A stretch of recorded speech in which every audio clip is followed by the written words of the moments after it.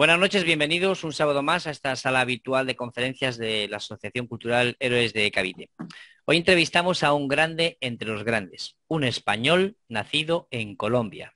Historiador, divulgador, investigador, doctor en economía, doctor en filosofía. Podría seguir así muchísimo tiempo, pero luego Lola Gutiérrez le da el currículum extenso de don Pablo Victoria, un referente en la lucha contra la leyenda negra. Voy a dar paso, como es habitual, a nuestro presidente, Ángel Benzal, para que hable un poco de nuestra asociación. Buenas noches a todos, bienvenidos. Ángel, cuando quieras. Muchas gracias, Alberto. Buenas tardes, buenas noches. Agradecer en primer lugar a Pablo Victoria que haya aceptado la invitación de la Asociación Cultural Héroes de Cavite para esta magnífica ponencia que va a desmitificar a los supuestos libertadores.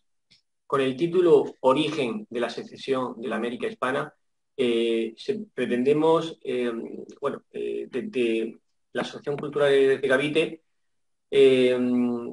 estamos por que se conozca la verdadera historia y este título, repito otra vez, Origen de la secesión de la América Hispana, es muy importante porque no fue una independencia, fue una guerra civil entre españoles, porque había dos bandos y estaban divididos y todos eran españoles y gran parte de la población de América prefería seguir siendo españoles. Entonces, por lo tanto, es una guerra civil, no era una guerra civil no era una guerra entre España y América, quiero insistir mucho en eso, era una guerra civil entre los propios americanos, porque había gran parte de la población que prefería mantenerse fiel al rey, fiel a España.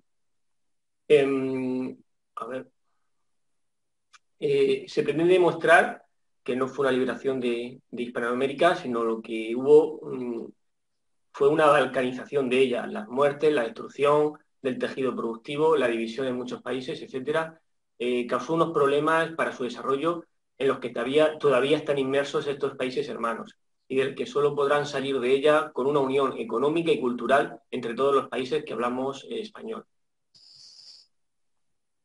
A continuación, después de la conferencia de Pablo Victoria, vamos a tener el debate hispanista sobre las 12:30, 2 horas y dentro de un par de horas, y contaremos con la Asociación Amiga Colombia Hispánica.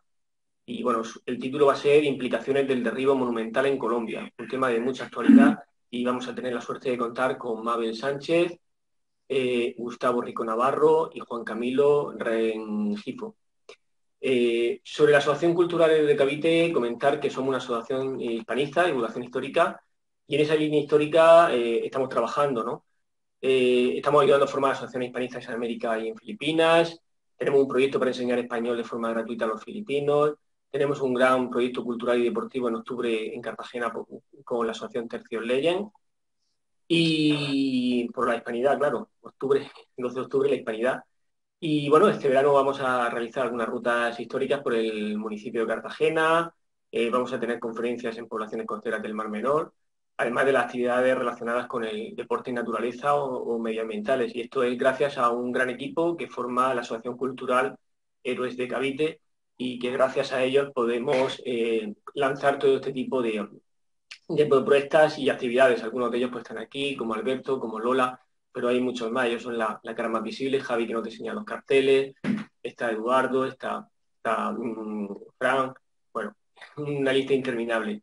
Pues muchas gracias a todos y Lola, cuando quieras, compañera. Pues buenas noches a todos y bueno, darle el recibimiento que merece don Pablo. Y bueno, voy a comenzar diciendo que don Pablo tiene distintos grados de economía en Estados Unidos, de filosofía en España, maestría en seguridad y defensa nacional de la Escuela Superior de Guerra en Colombia, mayor de la Reserva Profesional del Ejército Colombiano, gerente, vicepresidente y presidente de diversas empresas en Colombia, catedrático universitario del desarrollo económico, macroeconomía y teoría monetaria en pre y posgrado en distintas universidades colombianas, conferencista en áreas de economía, política e historia, senador de la República y representante a la Cámara Colombia, precandidato del Partido Conservador Colombiano a la presidencia de la República, columnista de distintos diarios colombianos y españoles, columna antitesis, profesor y conferencista en diversas universidades, academias militares y civiles de Colombia, España y del Parlamento Europeo. Miembro de las siguientes instituciones: Academia Bolivariana de Historia, Academia de Historia Eclesiástica de Bogotá, Sociedad Colombiana de Economistas, Caballero de la Orden del Santo Sepulcro de Jerusalén, Caballero de la Gran Cruz del Capítulo Noble de Fernando VI, España, y Gran Cruz de la Hermandad Monárquica de España. Menciones y condecoraciones. Condecoraciones en Macharabiaya, España, por el libro España contraataca. Condecoración y premio en Madrid, España, por el libro El día que España derrotó a Inglaterra. Espada Blas de Lezo, por la Asociación Blas de Lezo de Madrid. España, por el mencionado libro se erigió la estatua de Blas de Lezo en 2014, por suscripción pública, inaugurada por el Rey en Plaza Colón de Madrid. Condecoración de la Academia Bolivariana de Historia, condecoración Gran Cruz del Capítulo Noble de Fernando VI por el libro El velo del silencio sobre la vida del virrey Solís. Condecoración Gran Cruz por la Hermandad y Monarquía de España por los diversos libros de historia de España y América. Medalla Charly Solano de Inteligencia Militar, Ejército de Colombia, Sociedad de Honor Académica, Phil Kepa y Dick Mahmoud de los Estados Unidos. Mención en las Repúblicas, mención de honor en Congreso de la República, menciones de diversas publicaciones de entrevistas en los periódicos ABC y La Razón de Madrid. Intereconomía, Televisión, El Tiempo y otras revistas y diarios por las investigaciones académicas realizadas. Ha publicado libros en Estados Unidos, la Fundación del Desarrollo Económico, en Colombia, en España, Yo acuso, La Nueva Granada contra España, La otra cara de Bolívar, El día que Cartagena derrotó a Inglaterra, Memoria de un golpe, La sociedad y sus amigos, El genocidio, el intelecto, El día que España derrotó a Inglaterra, España contraataca, Al oído del rey, El tercer conquistador, El terror bolivariano. Bueno, sus libros están en Amazon y en otras editoriales, tanto en España como en Bogotá. Y bueno, podemos decir que hace una economía liberal, macroeconomía analítica, porque soy conservador, fundamentos del desarrollo económico, protestantes, católicos, el capitalismo en la Biblia, los instrumentos del nuevo orden mundial, los amores prohibidos de Cecilia Caxiao, Lezo, El velo del silencio, Solís Floch de Cardona, reflexiones sobre filosofía y religión y sociedad, Al oído del rey, volumen 1, 2, 3, El eclipse de Cristo, Entre la espada y la pluma y Los crímenes de Bolívar. Pues adelante, don Pablo, deseando escucharlo. Me ha agobiado usted leyendo todo eso, qué horror, pero bueno, muchas gracias. Me siento, creo que con un poco de rubor, porque bueno, quitarles el tiempo a nuestros queridos oyentes con tanta cosa, me parece, bueno.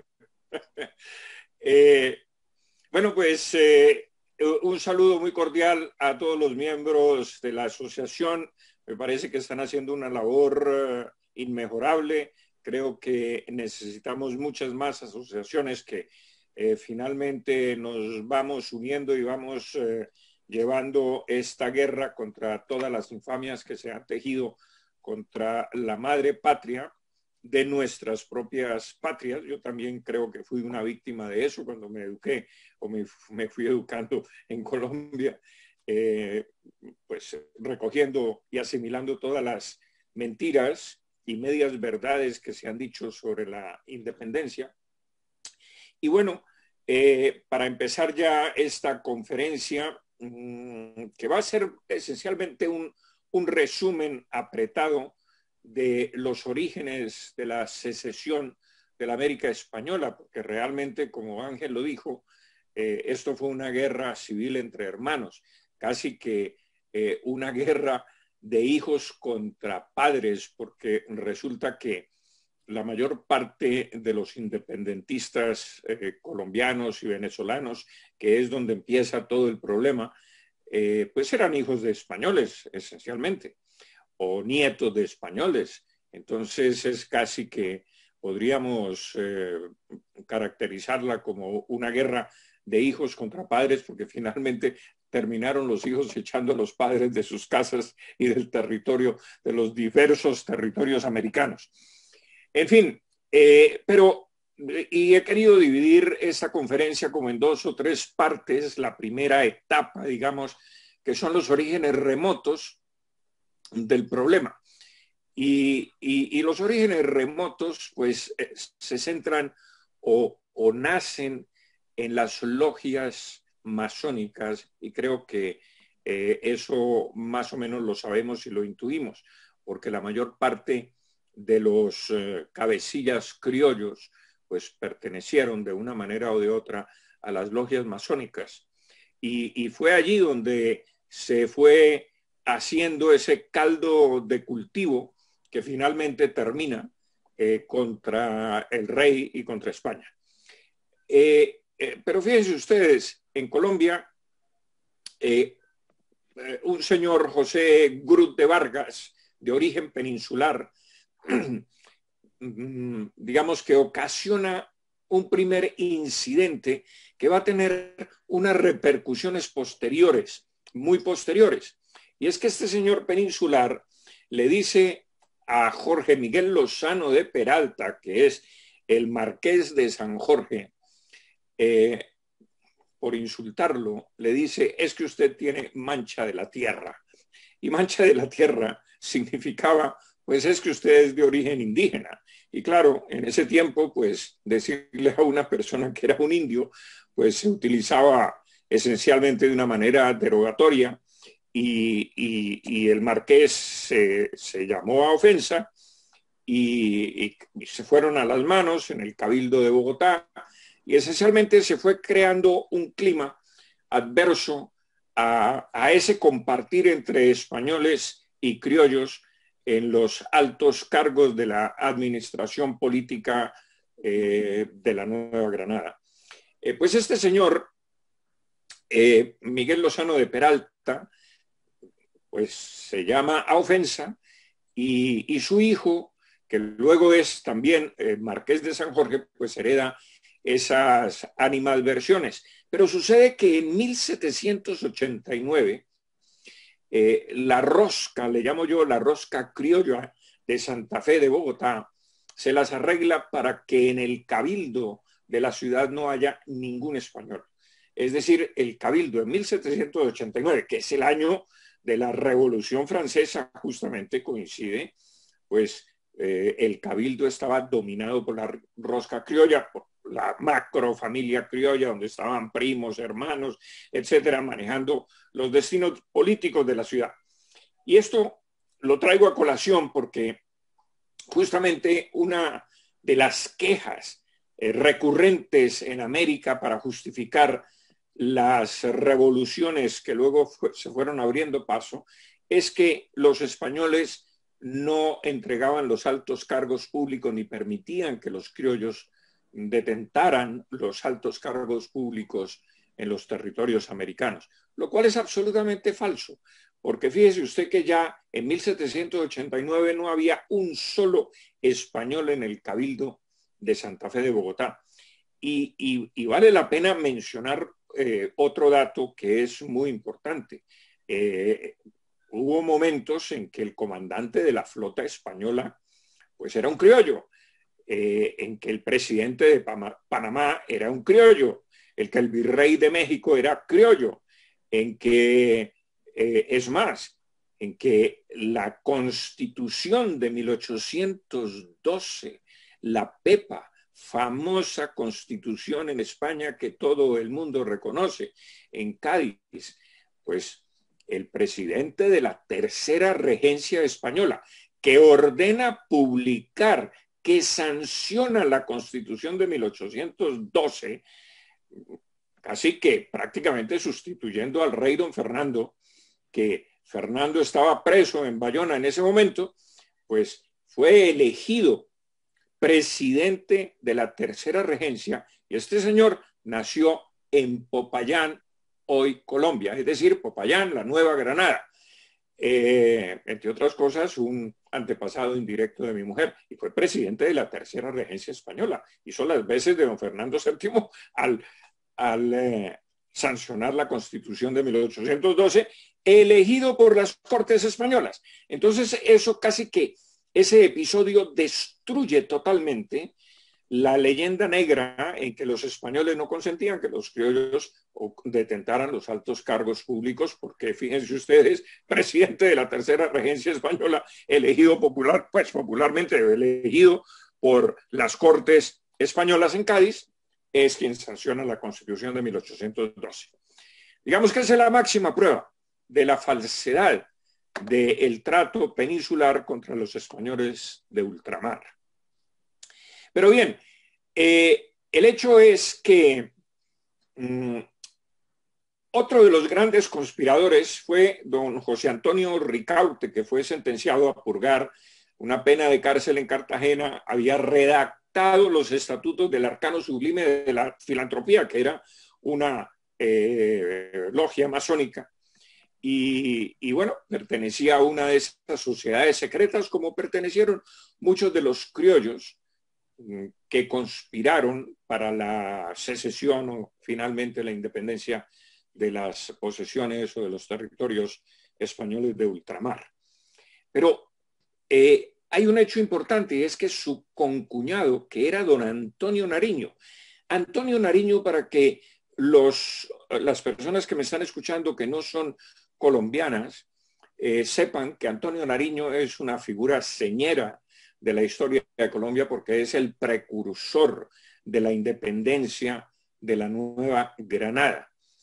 Pero resulta que nosotros nos levantamos con la idea enseñada en los colegios y en las historias, en la historia, en fin, escrita por diversos autores muy importantes de Colombia, que don Antonio Nariño fue sentenciado por la justicia española por haber traducido los derechos del hombre y del ciudadano, que fue pues el documento de la Revolución Francesa, que finalmente terminó con la cabeza de don Luis XVI y finalmente con María Antonieta. Pero en mis investigaciones y sobre todo en el último libro que me han publicado en España, que se llama El terror bolivariano, que es el tomo número 1, pienso publicar el tomo número 2, que ya está terminado. En ese libro detallo que eso no es cierto.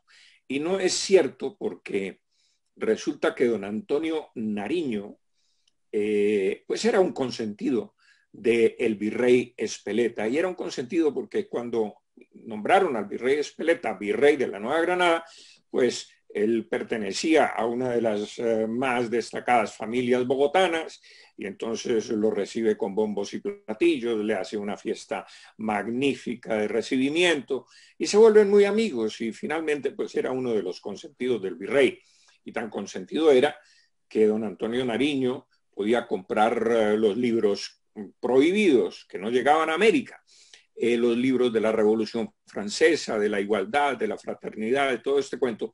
Y voy a decir lo siguiente: ¿y por qué España no quería que estos libros, y que particularmente el tema de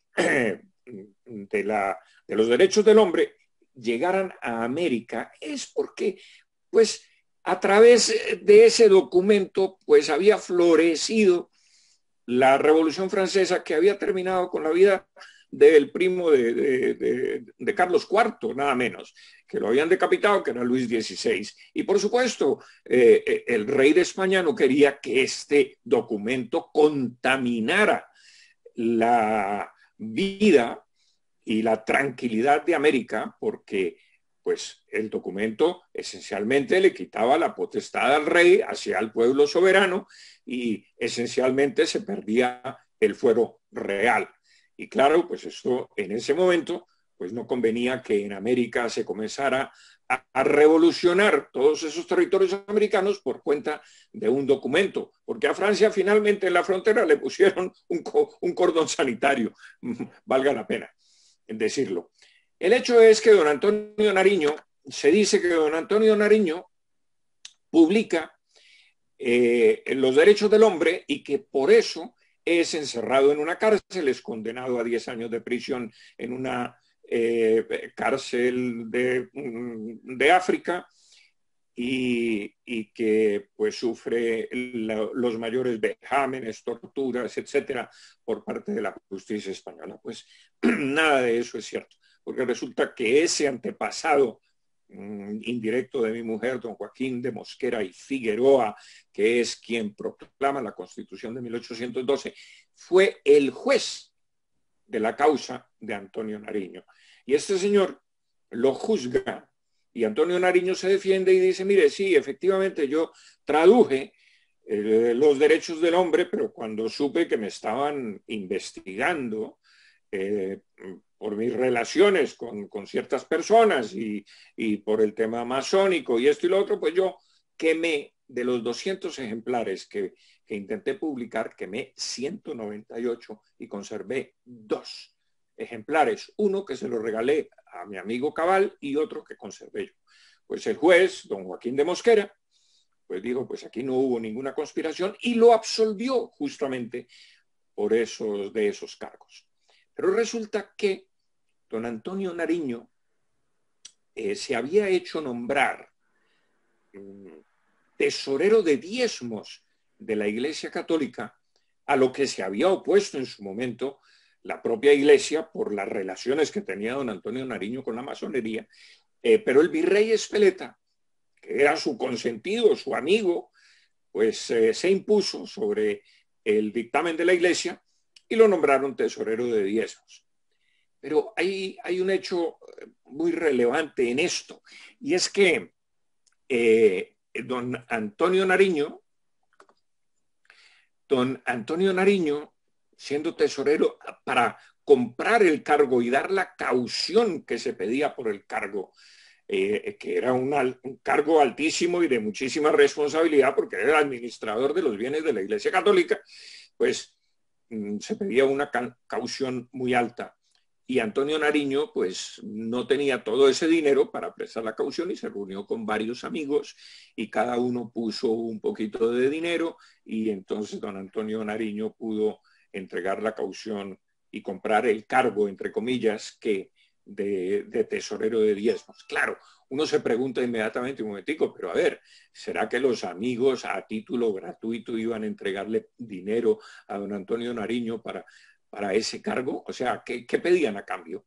Pues bueno, mis investigaciones me llevan finalmente a comprender y a constatar que efectivamente, pues a él le aumentan la investigación, el virrey Espeleta y su juez, y entonces deciden hacerle arqueo de caja y de su administración en la tesorería de diezmos y encuentran que hay un faltante cuantioso de la época de 92,000 pesos.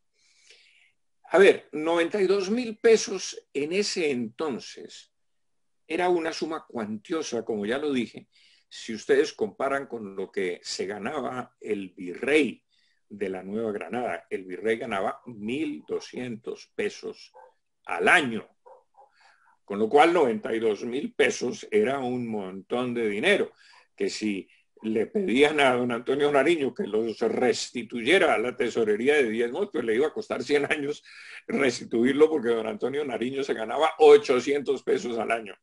Entonces ya se podrán imaginar cómo podía restituir los 92,000 pesos. El hecho es que le encuentran varias bodegas, una en Veracruz, una en La Habana y en otras partes, llenas de mercancía. Entonces era pues un desfalco mondo y lirondo a su cargo.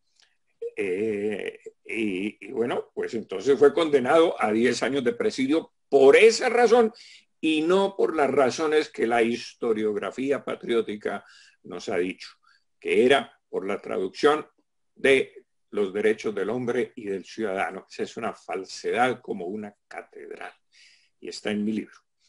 Entonces, pero el hecho es que don Antonio Nariño, pues lo mandan al África y se va en un barco, sale de Cartagena de Poniente, según los marinos americanos, que es Cartagena de Indias, y pues se hace muy amigo del capitán. Alberto, por favor, me quitas esa pantalla.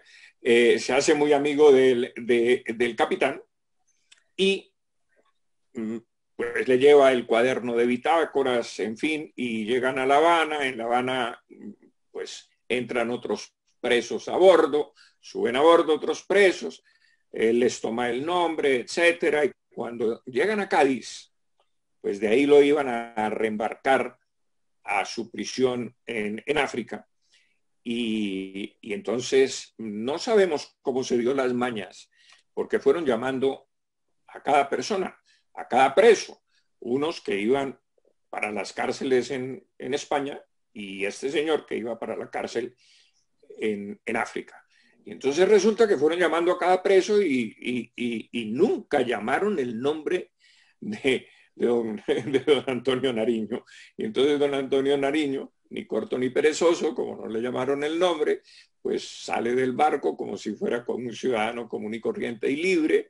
Y entonces en Cádiz se da las mañas para que una persona que le debía dinero, porque él exportaba pues ciertos bienes, la quina, etcétera, tenía negocios, y le da pues el dinero que le debe, y con ese dinero llega a Madrid, y en Madrid no dice que él es Antonio Nariño, sino que es el abogado de don Antonio Nariño y se hace pasar por otra persona. Y entonces, pues comienza a alegar a favor de don Antonio Nariño, es él mismo quien alega a favor de este personaje. Y cuando ve que comienzan a sospechar, a ver, y las credenciales de este señor, pero ¿cómo? Y este abogado, a ver, y tal, y comienzan a sospechar, pues se fuga a Francia. Y en Francia, pues la cosa está en pleno auge de la revolución y teme por su vida y se vuela a Londres. Y en Londres intenta hablar con el ministro de Relaciones Exteriores, supuestamente para entregarle la Nueva Granada. Y se lo manda a decir, porque el ministro finalmente no lo recibe. Y no lo recibe porque ¿quién es ese personaje? A ver, ¿quién me busca? ¿Quién es ese? Es que en inglés habla. Y entonces Antonio Nariño se vale de dos comerciantes para que hablen con el ministro y le llevan la razón de que Antonio Nariño le quiere entregar la Nueva Granada. Pero en ese momento Inglaterra es amiga de España. Y el ministro le manda a decir, pero que ni de fundas, pero es que nosotros no queremos una guerra con España. ¿Qué es lo que pretende este señor? Olvídese, ni lo reciben.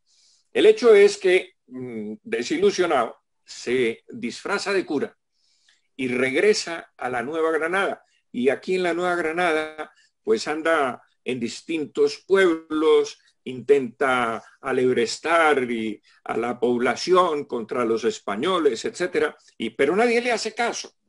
Entonces, finalmente llega a la casa otra vez de Santa Fe de su mujer, se esconde e intenta que el arzobispo hable con el virrey para que le perdone y tal, y entonces el virrey le aconseja y le dice, hombre, prepárese un documento en que usted justifique todo lo que ha hecho y tal.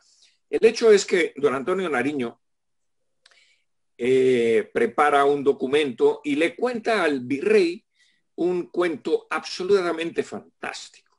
Y el cuento fantástico es que el ministro de Relaciones Exteriores británico le pidió que entregara la Nueva Granada y él, como buen patriota, rehusó entregarle la Nueva Granada a Inglaterra. Entonces, el virrey, por supuesto que no le cree este asunto y finalmente lo capturan y lo meten a la cárcel, pero está en unas condiciones relativamente buenas porque inclusive un tío suyo le compra una finca cerca a una población que se llama Fucha y allí inclusive tiene visitas conyugales y dos de sus hijos son concebidos mientras él paga cárcel en ese lugar. y es un lugar idílico, es una finca con fuentes de agua, con una quebrada, oye los pájaros cantar, él mismo lo dice. Pero la historiografía patriotera dice que los españoles le pusieron grillos, que lo metieron en las mazmorras de Cartagena, etcétera. Y claro, sí le pusieron grillos y él mismo lo reconoce porque se trató de fugar 2 veces y claro, pues le tenían que poner grilletes, pero finalmente por 15 días, no fue que los tuviera permanentemente. El hecho es que este ciudadano es clave en la independencia de la Nueva Granada, entre otras razones, porque el 20 de julio de 1810, en plena guerra de España contra Napoleón, los criollos comienzan a ver la posibilidad de caer sobre el poder político, completamente. Entonces la madre patria está invadida, parece que Cádiz está a punto de caer en manos de los franceses, en fin, hay zozobra, Napoleón se quiere apoderar de los territorios ultramarinos de España y bueno, se comienza a ver ese caldo de cultivo donde en río revuelto ganancia de pescadores, porque unos están a favor de España, otros dicen, hombre, caigamos sobre el poder público, salgamos de los españoles y diseñemos nuestros propios destinos, etcétera, etcétera. Y ocurre algo que es absolutamente alucinante, diría yo, y es que la independencia, la primera república que se funda por 6 años, porque luego de 6 años regresa España y reconquista la Nueva Granada y Venezuela. Pero en ese ínterin de los 6 años de independencia, resulta que esa independencia surge por un florero. Es decir, esto es tan alucinante que ustedes no lo van a creer, sobre todo aquellas personas que no son colombianos. Todos los colombianos sabemos acerca del florero de Llorente, pero los demás pueblos hermanos pues seguramente no lo saben, y es que la independencia de la Nueva Granada surge, esa primera independencia, por un florero. Y es que resulta que el rey don Fernando VII envía a Antonio Villavicencio, que ha prestado sus servicios en los reales ejércitos y era colombiano, y lo envía a la Nueva Granada para calmar los ánimos, para que los americanos de la Nueva Granada pues no sigan con todos estos problemas y estas manifestaciones y este cuento. Y entonces lo envía, pero Antonio Villavicencio se encuentra con don Antonio Nariño en Cartagena, y a pesar de que venía comisionado por el rey de España para apaciguar los ánimos, para que no peleemos entre hermanos, etcétera, Antonio Nariño le daña el cerebro a don Antonio Villavicencio en Cartagena cuando llega.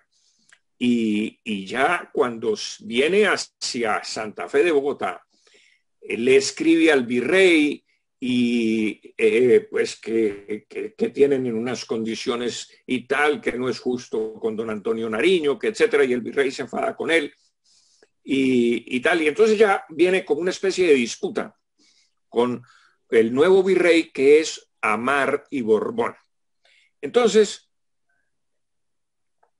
cuando va en camino, viene en camino hacia Santa Fe, don Antonio Villavicencio, pues quieren hacerle un homenaje en Santa Fe y recibirlo en la casa principal, la casa más rica, más importante de un señor Pantaleón Sanz de Santa María, que es la casa más rica y más importante de Santa Fe, y quieren agasajarlo con un almuerzo, decimos nosotros, una comida, como dicen los españoles. Y entonces dice la historiografía patriótica o patriotera que envían a un fulano Morales hacia la casa de un español, González Llorente, un próspero ciudadano, digamos, nacido en la península, español de origen peninsular, muy rico, muy próspero, que tiene un almacén muy importante en toda la esquina de la plaza que hoy se llama Plaza de Bolívar, que entonces era la Plaza Mayor de Santa Fe. Y lo envían a que les preste un florero para adornar la mesa en que se va a agasajar a don Antonio Villavicencio. Claro, yo también investigo el tema y digo, a ver, pero ¿cómo es posible que en la casa del señor Sanz de Santa María, la casa más importante de Bogotá, la más fastuosa, la más elegante, no hubiese un florero para ponerlo en una mesa para agasajar al señor Villavicencio? Entonces, pues este cuento yo no me lo creo. Y las cábalas mías es que lo que hicieron fue buscar una excusa para ir a donde González Llorente a pedirle un florero, y como ya se sabía que González Llorente estaba en contra de la llegada de Antonio Villavicencio, pues iban a causar un problema allí. Y entonces efectivamente se fueron a la casa, cruzaron la plaza y llegaron a la plaza del señor Llorente y le pidieron que por favor les prestara un florero para adornar la mesa de Antonio Villavicencio. Y lo voy a decir tal cual porque esto sí es absolutamente histórico. Llorente se enfadó con los emisarios y les dijo que yo les preste un florero. Yo me cago en Villavicencio y en todos los americanos. Entonces, estos señores lo cogieron a palos. El señor Llorente se refugia en una casa vecina y dice la historiografía que entonces comenzaron a llegar personas de todas partes, se llenó la plaza de gente pidiendo abajo el gobierno, viva el rey y muera el mal gobierno, abajo los chapetones. Chapetones se les llamaba a los españoles en Santa Fe de Bogotá porque las mejillas se les ponían rosadas, coloradas por la altura de Bogotá, que son 2.650 metros sobre el nivel del mar, que es una altura considerable. Y entonces cuando llegaban de la península, los españoles, pues se les ponían los cachetes rojos. Entonces, abajo los españoles, y dice la historiografía que se congregaron como 9.000 personas. Pero investigando profundamente el tema, me encuentro con un documento de uno de los revoltosos que dice que eran 90 personas y no 9.000. Entonces creo que los que quieren justificar la independencia por el florero de Llorente, pues quisieron demostrar la inconformidad del pueblo santafereño con la administración española y le agregaron 2 ceros. Entonces, en fin, el hecho es que la gente comenzó a pedir cabildo abierto, y cabildo abierto, y el virrey Amari Borbón se negó a abrir el cabildo para que toda la chusma esa de los 90 se congregaran en el cabildo. Y entonces la virreina inclusive le dijo, pues saca el ejército y dispersa a esos revoltosos, pero el virrey no quiso sacar el ejército y entonces finalmente terminan sacando al virrey a sombrerazos, metiéndolo a la cárcel junto con la virreina, y entonces se cae, digamos, la administración española y surge la Primera República en Colombia. Pero, ¿qué pasaba en Ecuador en 1809? Pues en Ecuador los revoltosos de Quito, un año antes, habían derrocado al presidente de Quito, don Manuel de Uríez, conde de Ruiz de Castilla. Pusieron presos a los oidores y empleados de la administración, desconocieron el gobierno peninsular y a las autoridades españolas, y convidaban en ese momento, un año antes de que esto ocurriera en Santa Fe, que ocurre en 1810, pues conminaban o convidaban más bien al Cabildo de Santa Fe a seguir los mismos pasos y el ejemplo que estaba ocurriendo en Quito. En Venezuela, por su parte, pues en Venezuela la revolución comienza a cobrar unas características mucho más complicadas que en la Nueva Granada, porque finalmente en la Nueva Granada no hubo derramamiento de sangre, sino que pusieron preso al virrey y finalmente lo mandaron al exilio a España y que se fuera por Cartagena hacia España. Y no hubo, digamos, una conmoción, una sangría, ni mataron españoles, ni absolutamente nada. Pero en Venezuela la cosa se inicia de una manera muy diferente y muy sangrienta con don Francisco de Miranda, ese también precursor de la independencia o de la secesión venezolana, ¿no? Que también venía resentido porque su padre, pues, era un contrabandista de cacao con ínfulas de caballero y le habían prohibido usar las armas del rey en su uniforme, y entonces pues había pasado ese disgusto y esas humillaciones pues a su hijo, que era pues Francisco de Miranda. El hecho es que todas esas vejaciones permanentes, inclusive de los propios venezolanos contra el padre de Miranda, pues eso hizo carrera en esa familia y un resentimiento sumamente grande.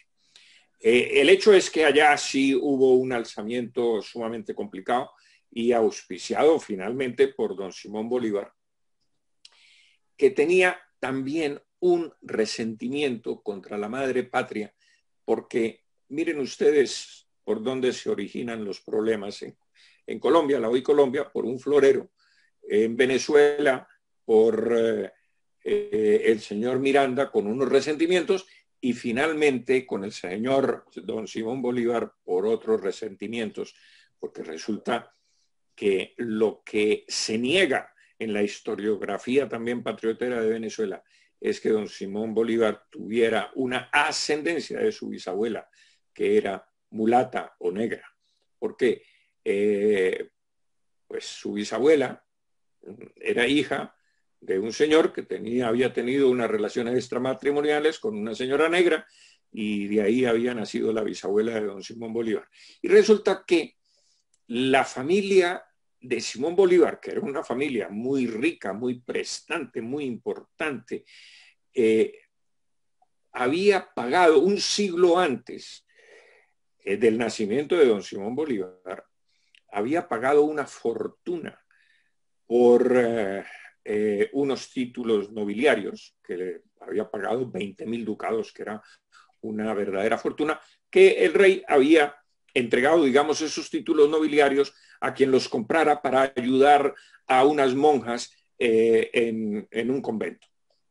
Y entonces, pues ellos compraron los títulos por 20.000 ducados, pero resulta que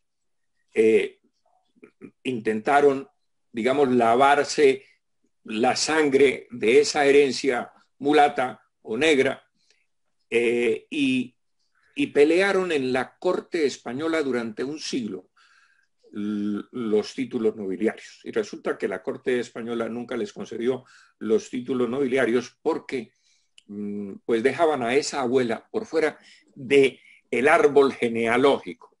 Y como dejaban a la abuela, aquí se preguntaban, bueno, pero aquí falta una persona. Pues el hecho es que nunca la ponían, y entonces justificaban de mil maneras el tema, y finalmente pues hay cartas de el tío de don Simón Bolívar, hermano de la madre de don Simón Bolívar, que dice, mire, este asunto de la fulana Marín, así se llama, la abuela era doña Josefa Marín, pero le decían la fulana Marín, se complicó en la corte española y no vamos a poder obtener el título nobiliario, que entre otras cosas le correspondía al propio Simón Bolívar. El hecho es que yo creo que ese resentimiento lo marcó mucho a don Simón Bolívar, y de ahí su rebeldía contra España y todas las cosas que finalmente hizo en contra de los españoles de la manera más sanguinaria, más brutal que ustedes se puedan imaginar. El que comience a leer mi libro El terror bolivariano se dará cuenta de los episodios tan dramáticos que ocurrieron en Venezuela después de la rebelión de 1809, 1810 y siguientes. Las masacres que cometió don Simón Bolívar, como una que se la voy a referir muy rápidamente, y es que habiendo tenido 1.200 presos que los tenía en las mazmorras de Valencia, de Caracas y de La Guaira, y los tenía ahí amarrados de dos en dos a los españoles que hacían sus necesidades ahí mismo en las mazmorras y estuvieron más de un año amarrados allí de una manera miserable. Finalmente Bolívar ordena que los asesine nada menos que su sicario mayor, y le da orden que los saque a las plazas y los asesine. Y para ahorrar pólvora, señores, los mandan a asesinar a sablazos y a machetazos. Y finalmente,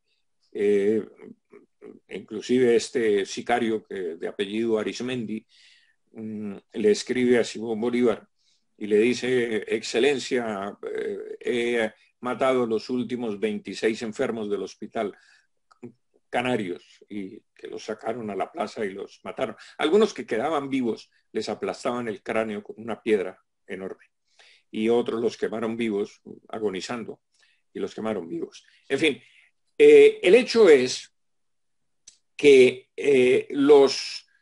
la tragedia de Venezuela es tan pavorosa, pero tan pavorosa en esos años, que Venezuela quedó arrasada.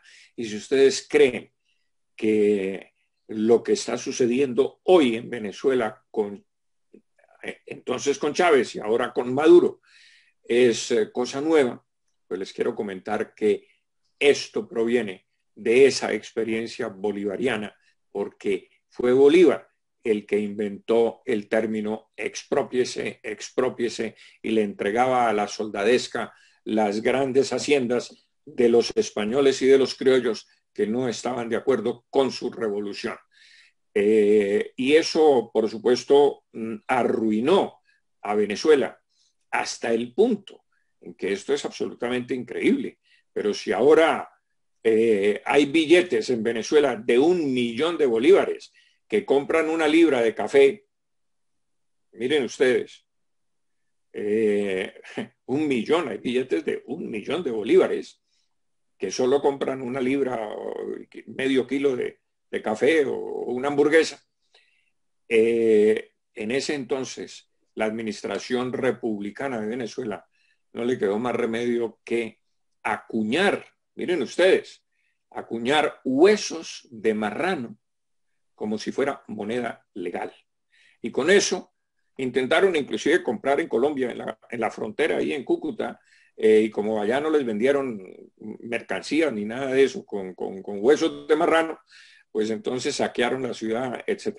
O sea, lo que sucedió en Venezuela en ese tiempo, que está todo relatado en mi libro, cosa que no han relatado los historiadores más importantes que yo, con muchos más antecedentes y pedigrí, no lo han relatado, pues yo sí me tomé el trabajo de relatarlo. La independencia de América nos arruinó.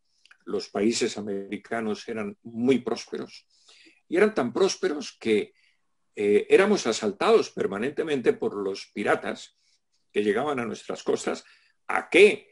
¿A robar pobreza? No, a asaltar nuestras costas porque había mucha riqueza, ¿no? Y ya no les diría a ustedes lo que se robó don Francisco, el señor Miranda, y no les diría a ustedes lo que se robaron los próceres de la independencia, porque eso sería pues un cuento de no acabar, y tampoco quiero fatigar a mis amables escuchas con estos cuentos, pero América era muy próspera, y tan próspera era que jamás se vio, primero, que tuvieran los países americanos una deuda externa cuando España detentaba políticamente esos territorios. Y tampoco había grandes emigraciones de la América hispana hacia Norteamérica, hacia las 13 colonias norteamericanas. Jamás se vio eso como se está viendo hoy en día, una emigración brutal de Nicaragua y de Guatemala hacia el norte, cruzando la frontera de México hacia los Estados Unidos, de gente buscando refugio y empleo para un mejor estar de sus familias y de sus hijos. Eso jamás se vio en la América hispana, mientras España estaba presente en nuestros territorios. Éramos muy prósperos y Lima y México eran las ciudades más ricas que jamás conoció el mundo europeo, porque eran mucho más ricas que Madrid, mucho más ricas que Londres, mucho más ricas. Teníamos alcantarillados antes que los europeos los hubieran tenido.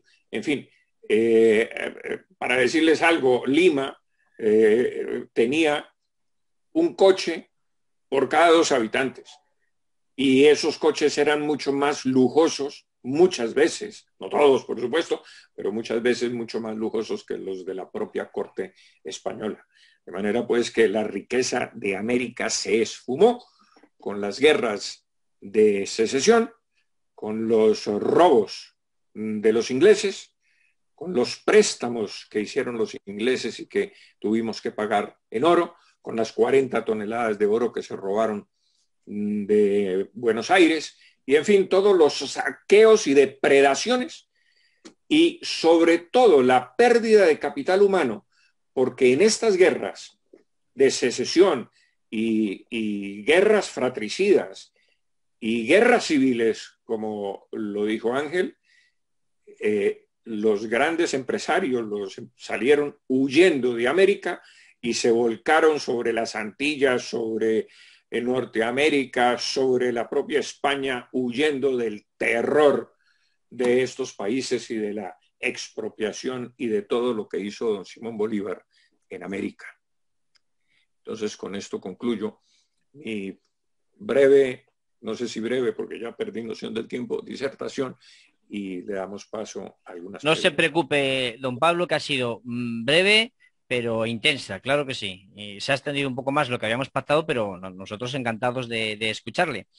Nada, pues solo nos queda, ahora le vamos a dejar de descansar 2 o 3 minutos, mientras nosotros, como es habitual, anunciamos la conferencia del próximo sábado.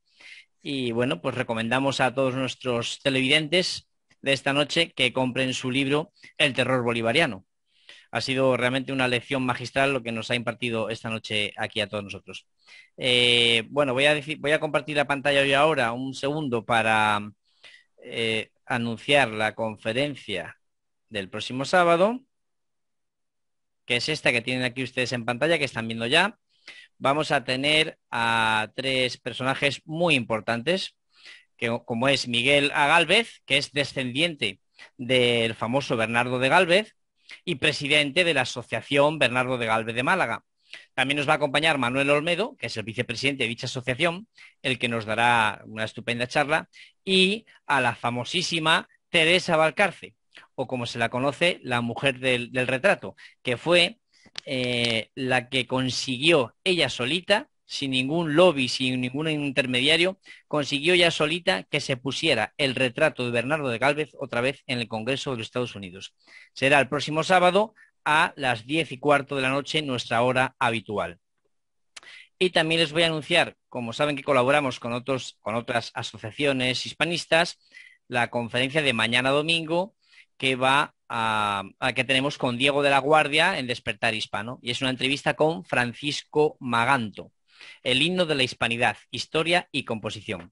Diego la va a emitir en vivo por YouTube. Bueno, y sí, ahora sí. Un momento, no, bueno, comentarte que después de la conferencia de Bernardo de Gálvez vamos a tener otra también sobre América, con Alfonso, bueno, sobre Estados Unidos, mejor dicho, con Alfonso Borrego, presidente de la Sociedad del Patrimonio Cultural del Camino Real de Tierra Adentro, y con Marta Vera, cónsul honoraria del Paso, para hablar sobre Oñate y sobre el Camino Real de Tierra Adentro. Pues dicho queda. Muchísimas gracias, Ángel. Y entonces ahora vamos a pasar ya a la ronda de preguntas y dejo de compartir, ya volvemos a la normalidad. Don Pablo, pues vamos a hacerle 5 o 6 preguntas y esperemos que sean rápidas y concisas las de nuestros televidentes. Ángel, si te parece, moderas tú las preguntas y les vas dando paso a los que tienen levantada la mano, ¿de acuerdo?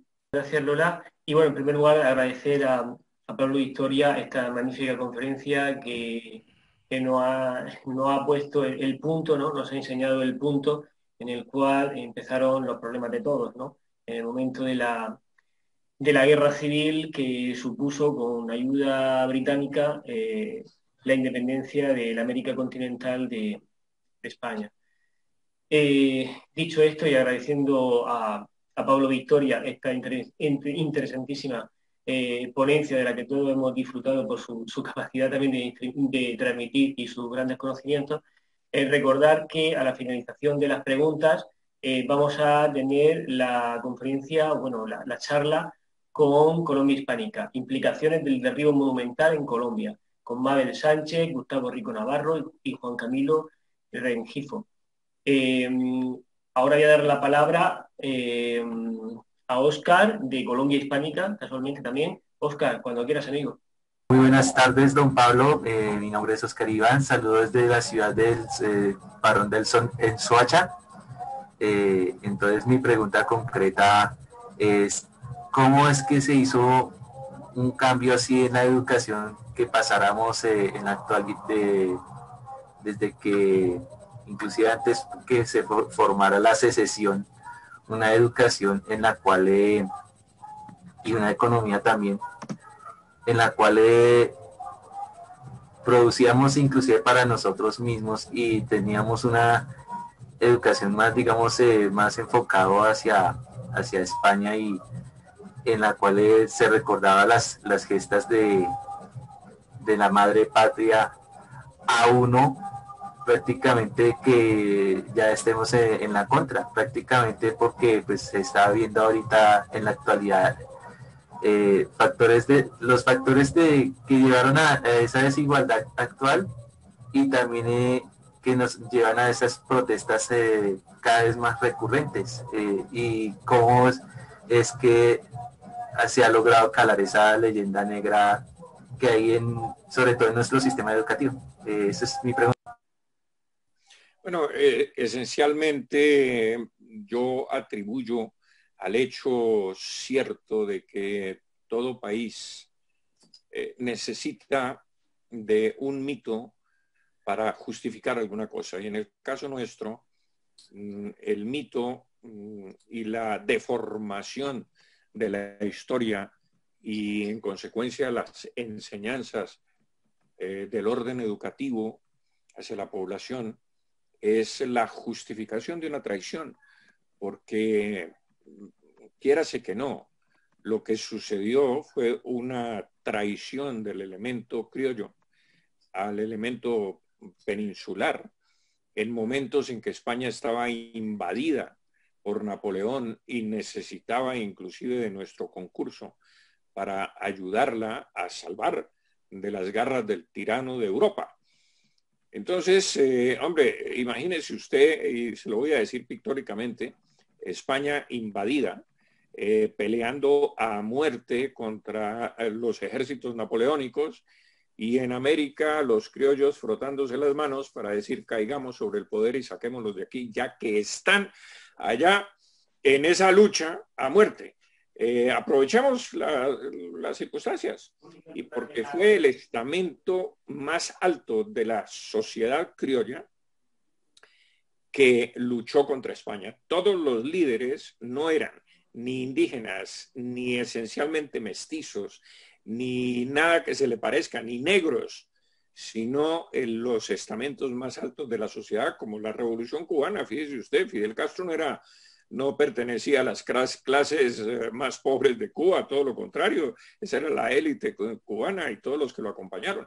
Entonces esas revoluciones se gestaron en las logias masónicas, a donde asistía la crema innata de las sociedades criollas, y la justificación de la traición pues viene de allí, esa enseñanza de la leyenda negra, de que los españoles lo que llegaron fue a robarnos Pero fíjese usted, cuando usted dice, los españoles llegaron a robarnos, casi que uno está diciendo un momentico, pero si es que nosotros no estábamos ahí, ¿cómo que a robarnos llegaron los españoles? Si es que nosotros llegamos de España. O sea, y cuando uno dice a robarnos, está mintiendo como una catedral. Es que, mire, quien escupe al cielo le cae en la cara. Es así de simple. De manera pues que esa enseñanza tergiversada de los hechos históricos obedece a la justificación de una traición con España. Muchas gracias, Óscar. Muchas gracias, Pablo. Paso la palabra a Mabel Sánchez de Colombia Hispánica también y presidenta de Conocimundo. Mabel, cuando quieras. Buenas tardes, gracias. Don Pablo, yo tengo una curiosidad frente al personaje de José Celestino Mutis, porque era el profesor de todos los próceres de la independencia aquí en la Nueva Granada. Cuando uno revisa la biografía de el sabio Mutis, como se le conoce aquí, fue él en sus aulas y en su expedición botánica, y a lo largo de ahí salieron todos. De hecho, en toda esta historia, como usted bien la llama, patriotera, hoy en día hay una exaltación muy grande de José Celestino Mutis dentro de los discursos oficiales. Quizás es el único cura que se salva, pero sabemos que se volvió cura para aprovechar el fuero que eso daba. Además se volvió cura viejo ya, y poder ir y traer cosas, y digamos eso le daba ciertas garantías. Pero a mí sí tengo una curiosidad muy grande por saber algo más de la incidencia de este personaje en la secesión que tuvimos, por lo menos en este territorio. Bueno, no cabe ninguna duda que don José Celestino Mutis pues adelantó muchísimo las ciencias en Colombia, al punto en que esa expedición botánica pues es una de las grandes obras científicas como contribución de España en América. No cabe ninguna duda. Es una obra absolutamente maravillosa la que fue conducida por José Celestino Mutis. Ahora, él tenía ciertos devaneos, evidentemente, con la Ilustración, no cabe ninguna duda. Inclusive, pues sí, como usted dice, fue maestro de algunos de nuestros próceres y particularmente de Caldas, que como usted bien sabe, el sabio Caldas, que finalmente terminó pues en el observatorio astronómico y fue uno de los inventores pues del barómetro y tal, e inclusive aquí en España se le ha homenajeado porque por ahí hay una placa del sabio Caldas que fue fusilado por los tribunales que lo juzgaron, llevados a cabo por Pablo Morillo en la reconquista de América. Pero ojo con esto, porque el sabio Caldas quería ser el heredero, entre comillas, de José Celestino Mutis. Es decir, quería que lo nombraran jefe no solamente de la expedición, sino también del observatorio astronómico y tal.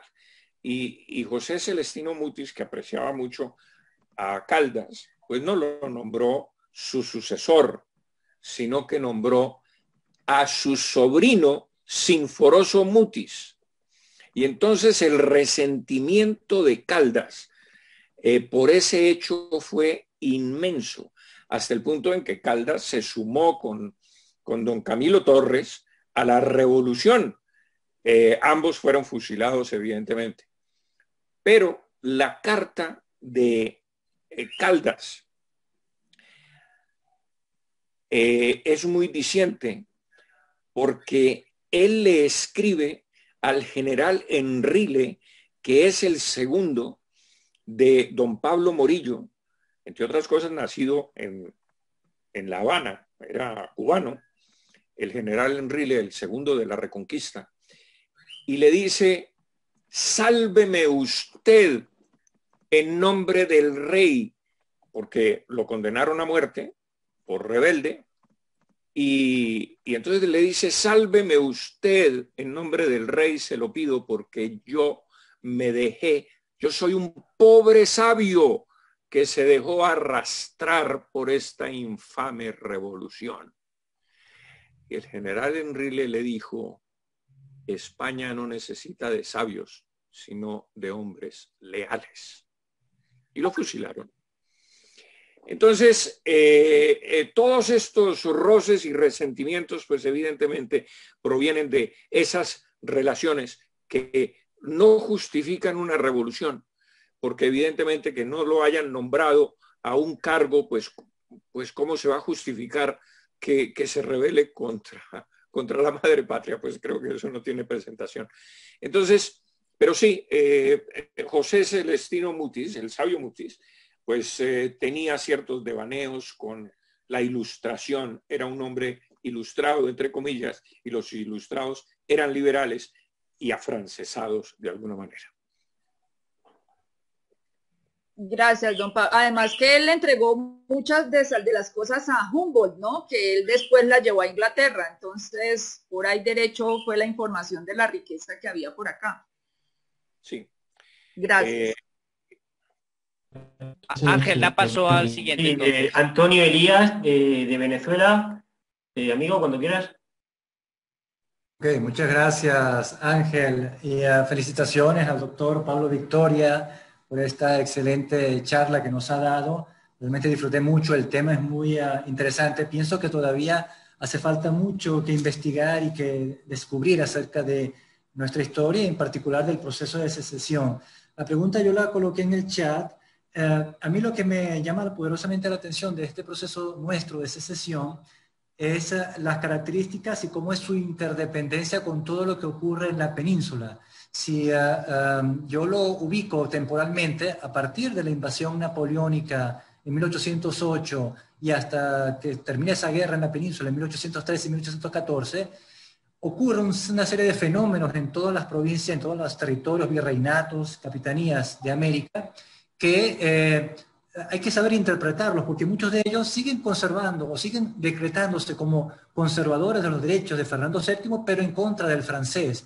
Y entonces usted ve que a lo largo de ese periodo de guerra en la península, en las provincias americanas, háblese por ejemplo México, La Plata, Virreinato de Perú, Virreinato de Nueva Granada y Capitanía de Venezuela, en todos ellos surgen estas intentonas, estos movimientos, algunos pretenden independencia y otros pretenden luchar contra el francés.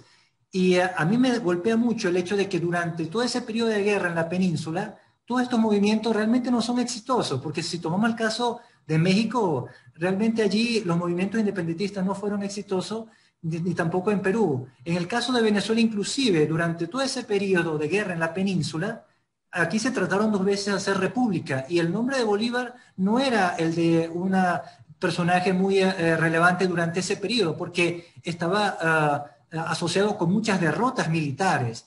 Es decir, durante el tiempo que la península está en guerra contra Napoleón, los movimientos independentistas realmente no son los más exitosos que se pueda decir. En el caso de Colombia me parece que inclusive ellos siguen alabando o defendiendo los derechos de Fernando VII y también en La Plata.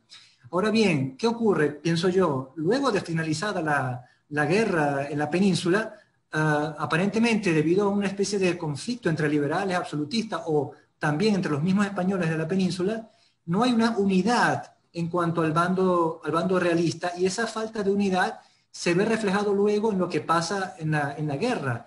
Yo pienso que hay un punto de inflexión en el proceso de secesión, que es precisamente cuando viene Pablo Morillo con la expedición pacificadora y trata de pacificar un territorio que en buena medida no está ya en guerra, porque en el caso de Venezuela, por ejemplo, ya había sido completamente derrotado Bolívar y todos sus allegados. Pero ocurre en 1817 un caso, un asunto que es la conquista de Guayana. La conquista de Guayana que da la puerta, abre la puerta a la entrada de la Legión Británica, que es la acción inglesa directa sobre el proceso de secesión. Es a partir de 1817 cuando ocurre, en mi opinión, un punto de inflexión en todo el proceso, y esto me parece que también está conectado con las intenciones o los intereses británicos de desde siempre tomar la Guayana, sus riquezas minerales y todas las riquezas que había en el mundo hispánico. Entonces mi pregunta a la doctora Pablo Victoria, ¿hasta qué punto, en su opinión, la conquista de Guayana en 1817 marca un punto de inflexión en todo el proceso de secesión, teniendo en cuenta que antes de esa fecha, básicamente esos movimientos no eran exitosos, no tuvieron éxito en la mayoría de las veces? Luego, en cambio, con la intervención de la Legión Británica, las cosas comienzan a cambiar. ¿Qué opina usted, doctor Victoria? Sí, sin embargo, vamos por partes. En la Nueva Granada, todo se inicia gritando abajo viva el rey, abajo el mal gobierno. Y efectivamente, lo que los criollos inicialmente no quieren es caer en manos de Napoleón. Y usted tiene razón. Buena parte de la aristocracia criolla está en contra de ese bloqueo contra Inglaterra y que Napoleón finalmente caiga sobre las provincias españolas de América. Eso es cierto. Sin embargo, digamos que se consolida el movimiento independentista cuando sacan al virrey Amari Borbón, digamos, sin derramamiento ninguno de sangre. Sale y durante 6 años se constituye lo que llamamos los colombianos la patria boba. ¿Y la patria boba por qué? Porque el país comienza a desangrarse no contra los españoles propiamente, sino una guerra civil entre criollos, es decir, disputándose el poder internamente. Entonces están unas provincias contra otras, se quieren separar algunas, etcétera, y comienza un tema de desorden en esa nación floreciente, digamos, republicana, durante esos 6 años, hasta 1816, que es cuando desembarca Pablo Morillo en Venezuela. Pero en Venezuela ocurre un fenómeno totalmente distinto al de la Nueva Granada. En Venezuela son los propios venezolanos los que se alzan contra los insurrectos y, como usted bien dijo, los derrotan. Es decir, Boves, por ejemplo, en Venezuela acaba hasta con, como decimos los colombianos, hasta con el lío de la perra, porque Boves acaba prácticamente con los revoltosos y los pasa a cuchillo y anda con sus brigadas mortales con banderas negras y calaveras y tal, acabando con los insurrectos. Es decir, cuando Pablo Morillo desembarca en Isla Margarita y le perdona la vida a Arismendi, que era el sicario de don Simón Bolívar, se le arrodilla y le besa las botas y le pide perdón. Morillo le dice: levántese, Arismendi, que usted ha nacido hoy por segunda vez. Y el general Enrile, que está con él, el general, tal vez no es Enrile, sino otro general, le dice: mi general, no perdone usted a esta bestia salvaje, salida de las profundas selvas, porque este hombre ha asesinado criollos y españoles de la manera más cruel e infame. Si usted lo perdona, América estará perdida para España.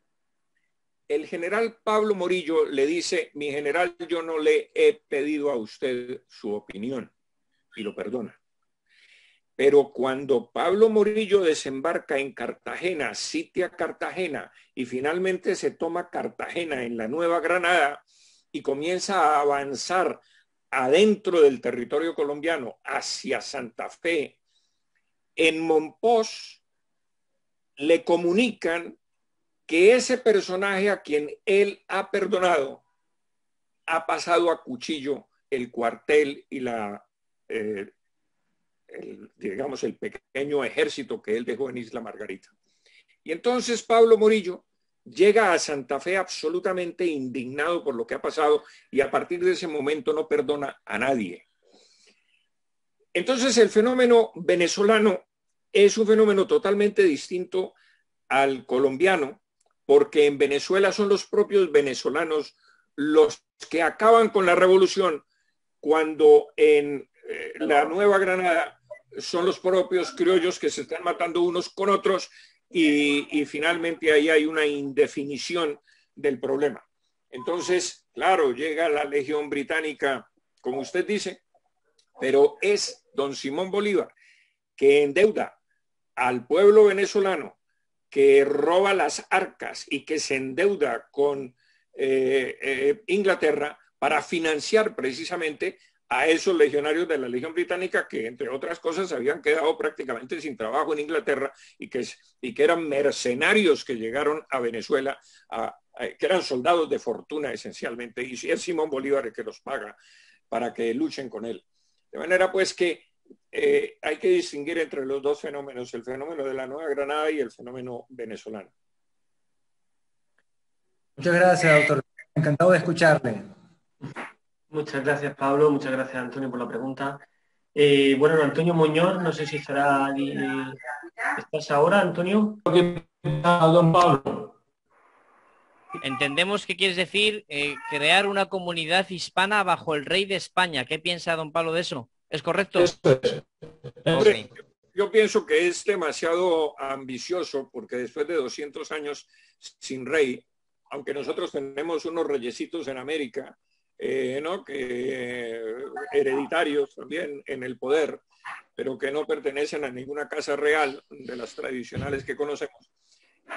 Yo creo que es un poco prematuro pensar en eso. Yo más bien pensaría inicialmente hacer un panamericanismo, una unión cultural, una unión inclusive que puede desembocar en una unión política, porque yo pienso que con 600 millones de habitantes, una unión política, una mancomunidad hispánica que de alguna manera pudiéramos agenciar una representación en Europa, pues tendríamos un peso específico muy grande. Y aún sin esa representación, el mero hecho de tener un panamericanismo, una unión panamericana con España, pues nos daría un peso político muy importante en los organismos internacionales, la ONU, la OEA, etcétera, por el peso específico de 600 millones de habitantes, cuyo Producto Interno Bruto reunido sería inclusive más grande que el de los Estados Unidos hoy en día. Muchas gracias, Antonio, y muchas gracias, Pablo, por la respuesta. Damos paso a Alejandro Armijos, desde Ecuador, Ecuador hispanista. Cuando quieras, amigo.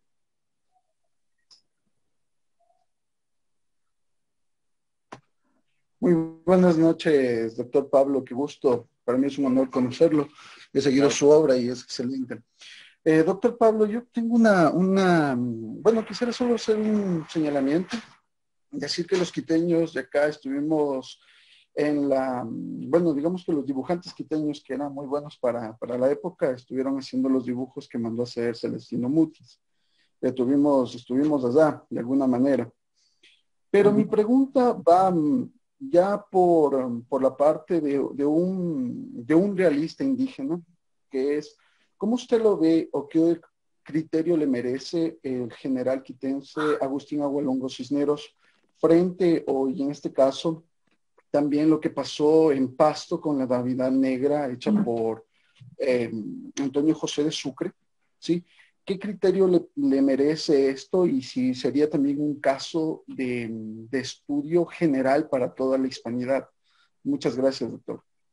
Bueno, a mí me parece que la rebelión de Agualongo pues es digna de tenerse en cuenta porque es el representante esencialmente del sector más indígena de América, de esa parte de América, septentrional y quiteña y, en fin, de Pasto, que llamaban los pastos en ese tiempo.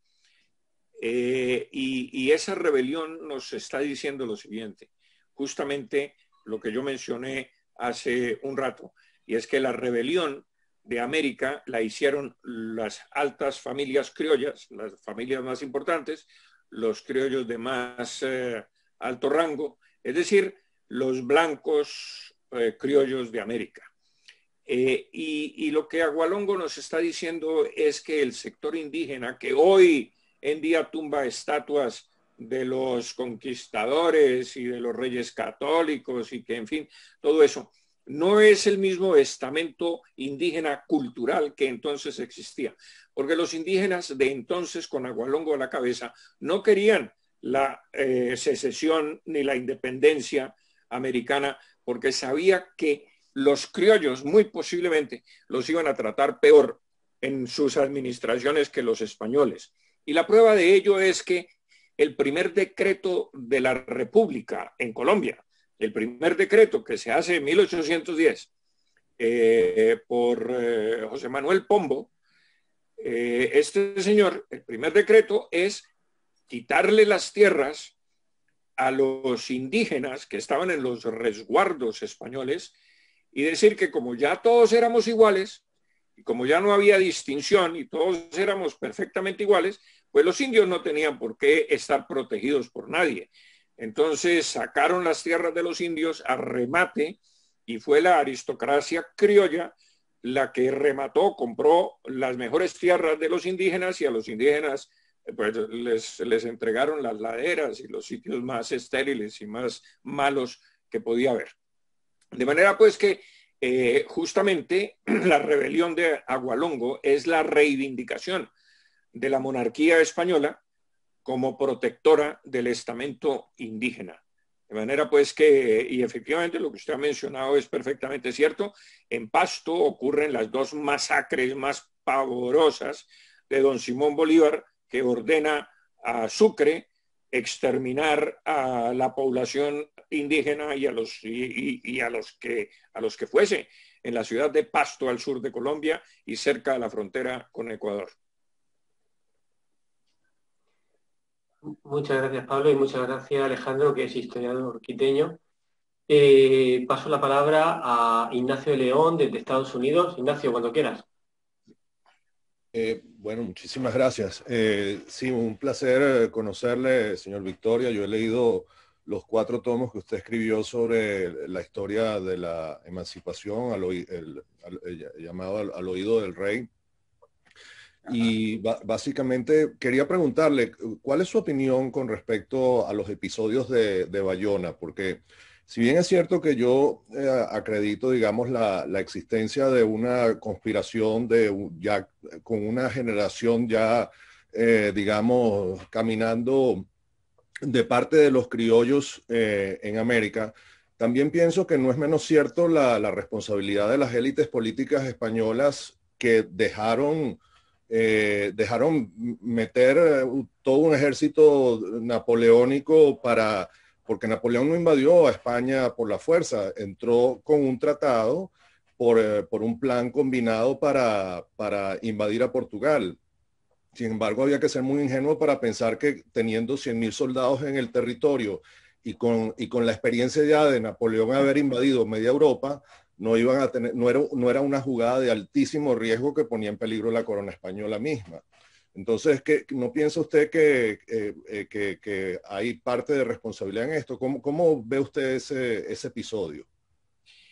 Bueno, ese episodio realmente lo que nos está señalando es una cierta decadencia de la monarquía hispánica, porque efectivamente todo esto surge de la rebelión del hijo contra el padre. Nuevamente, aquí en España se da esa rebelión de el que fue Fernando VII contra su padre Carlos IV y finalmente que todo el problema desemboca en el canto de Napoleón para que él dirima el problema de cuál es el rey legítimo de España después de que Carlos IV abdica en favor de su hijo y finalmente van y los ponen presos en Bayona y allá le piden a Napoleón que dirima el problema entre los dos. Pero yo creo que además una falta de ingenuidad, una ingenuidad absoluta de estos monarcas pretender que Napoleón les iba a conceder algo. Los puso presos a ambos y en cambio mandó a su hermano a regir los destinos de España, por lo menos brevemente, en el curso de la guerra napoleónica. Pero, sin embargo, a pesar de esa decadencia y de ese problema y de la falta de gobierno, el vacío que se produce en la política, pues es llenado inmediatamente y por el usurpador del trono español. Pero eso también nos está señalando que no todo era decadencia, porque es el pueblo español que finalmente reacciona contra las tropas de Napoleón. Y sucede pues lo que sucede en Madrid, el alzamiento, etcétera, y toda la guerra que los españoles lanzan contra el invasor. Pero ya Napoleón había estado advertido, porque uno de sus generales, antes de entrar, de cruzar la frontera con España, le pregunta: Sire, ¿con cuántos hombres pensáis dominar España?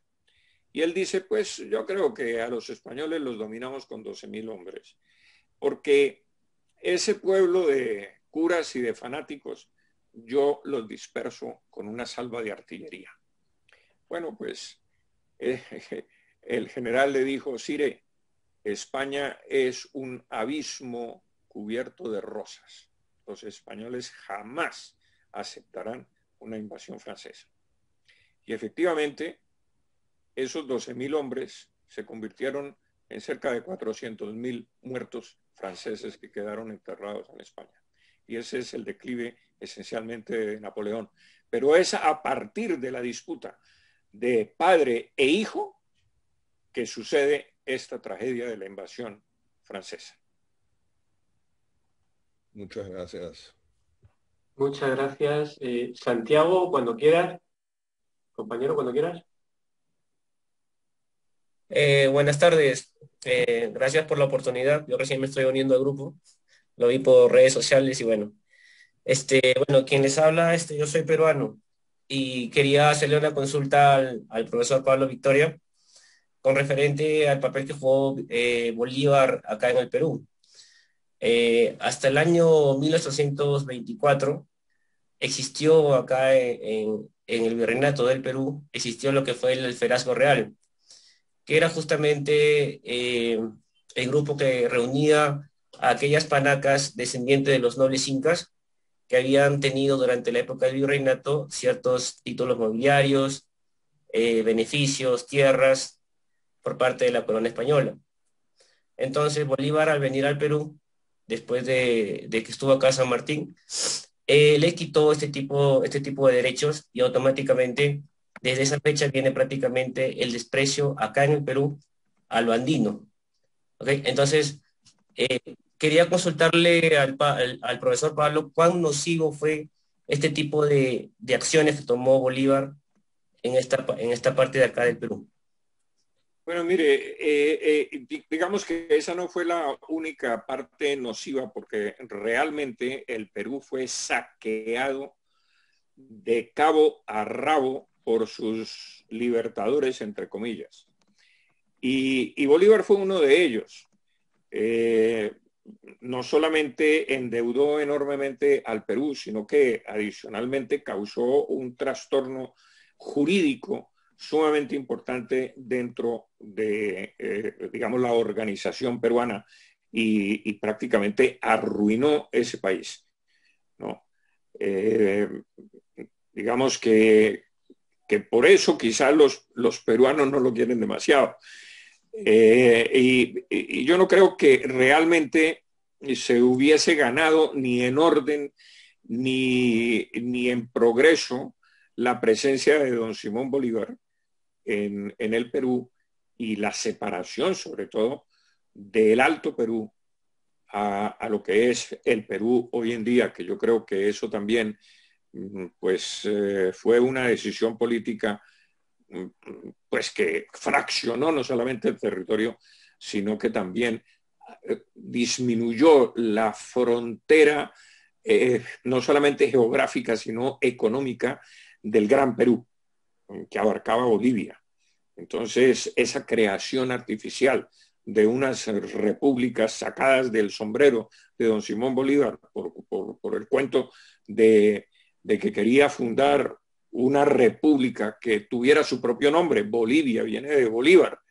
Pues creo que todo lo que hizo fue realmente desastroso para ese país.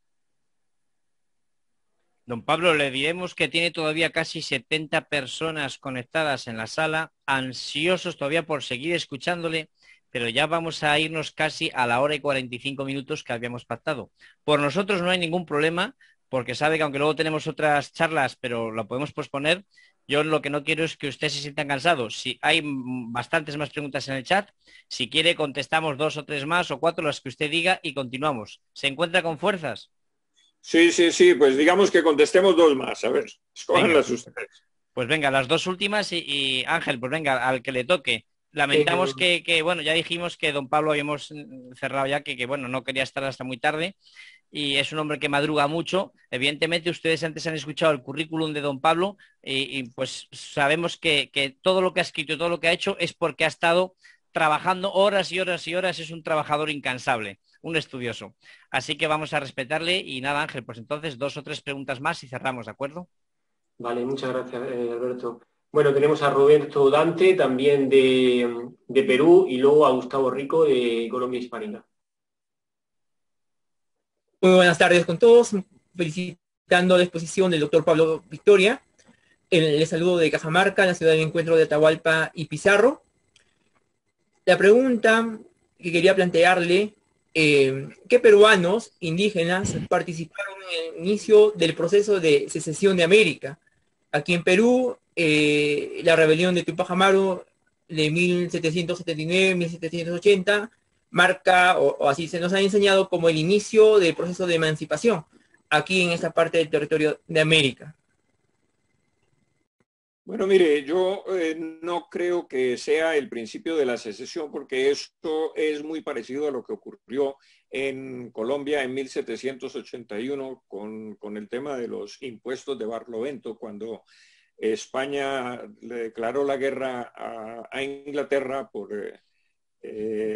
digamos que en ese conflicto tan espantoso de 1781, cuando España, digamos, se saca el clavo con Bernardo de Galvez por la guerra, por la invasión de 1741 a Cartagena de Indias. Y entonces, pues, para poder financiar la guerra, se establece el impuesto de Barlovento, y en 1781 en la población del Socorro hay un levantamiento justamente, pero no es propiamente contra la corona, sino contra los impuestos.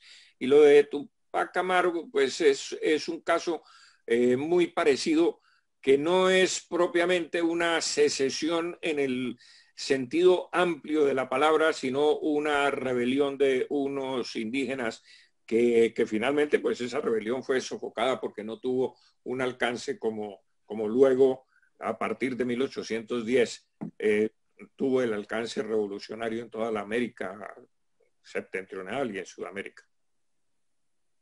Muchas gracias, doctor. Pues muchas gracias. Gustavo Rico, que es pintor e historiador de arte, miembro de Colombia Hispánica. Y bueno, Patricio Lón también había pedido entrar y ya terminamos, si no importa. Muchas gracias. Gustavo, cuando quieras. Mejor no. Bueno, bien. Ok. Cuando se habla de masonería en el proceso de secesión, don Pablo, se está diciendo fundamentalmente que es un instrumento de penetración política de los ingleses hacia esta zona del mundo. Pero hay algo que se pasa a veces también muy por encima, y es que figuras que eran contrarias a esa secesión, como Pablo Morillo, también fueron masones. Entonces mi pregunta es, en su opinión, ¿cuál es el real papel o cómo se puede entender o cómo se puede interpretar el hecho de que este militar de alto rango, que era Pablo Morillo, perteneciendo a la masonería, simultáneamente es un defensor del rey y de la monarquía? Es decir, ¿cómo podemos explicar esa aparente división? Porque si lo vemos en términos estrictamente maniqueos, pues todos los masones tendrían que ser pro anglosajones y no es la realidad. Entonces, ¿cómo interpreta eso? Bueno, lo que pasa es que la masonería conquistó mucha gente, evidentemente sedujo muchas mentes que buscaban una salida distinta al statu quo, por decir de alguna manera. Pablo Morillo efectivamente fue influenciado en sus inicios por la masonería, pero tengo también que decir que abandonó la masonería e inclusive hizo penitencia pública por haber sido masón, y en una procesión, no recuerdo exactamente en qué ciudad, pero en una procesión desfiló con la procesión religiosa, haciendo penitencia por haber sido masón. De manera pues que a Pablo Morillo, y fíjese usted, a Bolívar, tampoco se le puede endilgar completamente que fue masón de toda la barba por una razón fundamental. Bolívar, que sí fue masón, y que sí aceptó la masonería e ingresó a la masonería, finalmente él despreciaba a los masones porque decían, estos son unos loquitos que andan con unos cuentos en los que yo no creo. Porque Bolívar finalmente ni era religioso, ni era católico, ni era nada, era más bien agnóstico, y la masonería tampoco iba con él, distinto de haber pertenecido en un momento, pero a él le traía sin cuidado el tema masónico. Y Pablo Morillo, pues un poco de lo mismo, porque ese sí que hizo penitencia y sobre todo casi que pública para hacerse perdonar del rey esos devaneos con la masonería. Muchas gracias. Muchas gracias, Gustavo y Pablo. Patricio Lons, ya finalizamos con usted cuando quiera. Don Patricio lo conocemos todos, no necesita presentación. ¿Qué tal? Bueno, hola Pablo, un gusto escucharte nuevamente. ¿Qué tal? Qué gusto me da oírte y verte, qué bien. ¿Cómo andás? Pues, vos sabés que creo que sos la figura de mi canal. Los videos más vistos en mi canal no son los míos, sino que son los de Pablo. No, exageras. Tú eres no, en serio, no hemos logrado superar el récord de uno de tus videos. También quiero saludar ahí, perdón que haga un poco de social instante, Alejandro Armijos. Alejandro, quiero comentarte que hoy me llegó un sacerdote, me manda un video tuyo diciendo, deberías conocer a este hombre. Digo, bueno, ya hemos hecho algo juntos y posiblemente hagamos algo más, así que es un gusto. Y mira, yo quería comentar algo que una vez me dijiste. ¿Te acuerdas que te comenté que dije, acá hubo un colapso estadístico? Y vos, Pablo, me dijiste, es que hubo una quema de archivos. Eso es algo que es un dato suelto que quiero decir, ¿no? La gente de San Martín quemó todos los archivos de Lima. Y también algo que hoy me gustó cuando hablaste de la migración. Hoy, ¿cuántos guatemaltecos, centroamericanos, argentinos tratando de llegar a Estados Unidos? Y en la época del imperio, en realidad los estadounidenses de raza negra los que se fugaban, emigraban fugándose a la Florida, donde quedaron el fuerte Mosé. Y también en esa época, Thomas Jefferson quería que sus hijas estudiaran español para que estudiaran el idioma de un país culto y poderoso, y le pide a Humboldt todo su informe porque había que imitar la administración española, ¿no es cierto? Es decir, creo que había una manera de ser de civilización cristiana que hacía que la gente, que fue lo que produjo estos choques, ¿no? Criollos de un lado y el otro, indios de un lado y el otro, y era aquellos que se identificaban con una civilización cristiana española, con todos los defectos que podían tener en aquel momento, pero todavía era, y con lo que se veía que era un espíritu antirreligioso del otro lado. A punto tal que en la batalla de Zaragoza, donde está Agustina de Aragón peleando, mis antepasados franceses pelearon del lado español contra las tropas bonapartistas. No porque traicionasen a Francia, sino que esas tropas bonapartistas no reflejaban la Francia eterna, la Francia de Clovis, ¿no es cierto? Entonces, lo que yo veo siempre en estas revoluciones es que hay una relación directa, es ataque a la propiedad privada, ataque a la propiedad de la iglesia, quiebre del orden natural, económico, político y espiritual, y endeudamiento. Eso se ha dado en la revolución, digamos, con Enrique VIII, con la Revolución Francesa, se ha dado aquí, se ha dado en Rusia. Y el tema de quitarle a la iglesia propiedad de las tierras era quitar la posibilidad de financiar la educación católica, los hospitales católicos y la alimentación de los más necesitados. Durante el Imperio Español, de hambre, llegado el caso, no te morías porque siempre había un convento donde ir a pedir comida. Es decir, eso no existía. Es decir, los 200 años que llevamos nos demuestran que ha sido un periodo decadente y que básicamente ha sido un ataque contra el cristianismo. Y hoy que se ve la decadencia de todos nuestros países, donde hoy hicimos un foro de empresarios y nos contaban de Uruguay y de todos lados cómo se ha ido destruyendo lo que quedaba de economía, vemos que de ese subsuelo están saliendo ahí los hermanos peruanos, ahí en Cajamarca y en Lima, han sacado las aspas de Borgoña para ir a desfilar y a quejarse contra el gobierno, ¿no? Lo mismo ha sucedido en Chile, algo en Ecuador, bastante acá en Argentina, es decir, llegado el caso, ante la ficción y la mentira que hemos vivido, hay gente que se da cuenta que es un retorno a la tradición, un retorno a la civilización, un retorno a aquel espíritu que fue el que nos fundó y que empezó a caerse todo lo que vino después a partir de la traición al trono y al altar. Y cierro con un comentario que te quiero hacer. Yo siempre sospeché por qué Fernando VII no aceptaba no tenía financiación de los Rothschild y sí de Alejandro Aguado, cuyo albacea era José de San Martín. Me entré a rastrear porque algo de mi olfato de periodista me indicaba que había un tema raro. ¿Y sabes qué encontré? Fernando VII, criticable por muchas cosas, se opuso a endeudar España con la banca Rothschild. La enfrentó directamente porque los Rothschild le ofrecían dinero, pero le pedían también a cambio el manejo del azogue, ¿no es cierto?, que es para el tema del mercurio, la minería y la plata, de la acuñación de la moneda en Nueva España. Es decir, los Rothschild, que siempre dijeron, no me importa quiénes gobiernen mientras yo maneje la moneda, se querían meter, no iban a lograr la acuñación en primer lugar, pero iban a manejar parte de la materia prima para esa moneda. Es decir, no se quedan con la casa de la moneda, pero sí por lo menos con los bosques de donde se sacaba la madera para hacer el papel, para hacer los billetes, sería una comparación actual. Y Fernando VII directamente fue contra los Rothschild. De ahí que yo creo que, amén de sus errores, debe ser un hombre que debe haber sido muy infiltrado para que cometa muchos de esos errores. Y después hay un exceso de leyenda negra y de desprestigio, tal vez porque él fue contra eso.